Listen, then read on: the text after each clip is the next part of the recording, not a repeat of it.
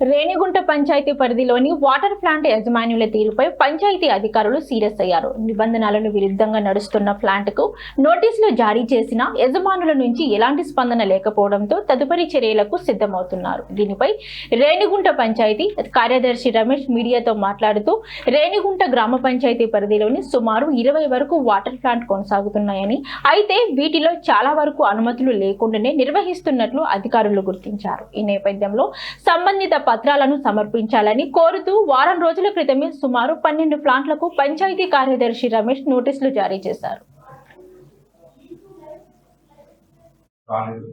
కాబట్టి వాళ్ళు వచ్చిన తర్వాత వాళ్ళ దగ్గర ఉన్నటువంటి రికార్డ్స్ ఏదైతే ఉన్నాయో వాటన్నిటిని పరిశీలిస్తాము. అట్లా లేదు, వాళ్ళ చర్యలు తీసుకోబడుతుంది.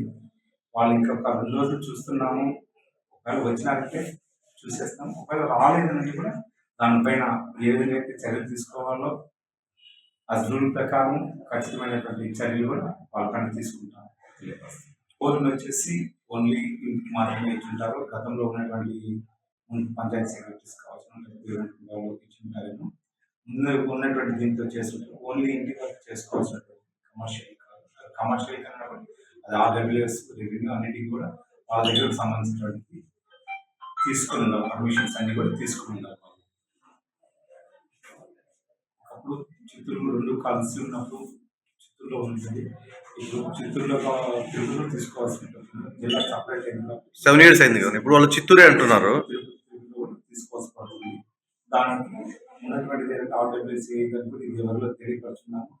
ఒకసారి వాటిని మా స్టాఫ్ కూడా పంపించి శాంపుల్స్ అన్ని తీసుకోమని చెకింగ్ చేయవలసిన ఇవన్నీ కూడా చేస్తున్నాం. గ్రామ పంచాయతీలో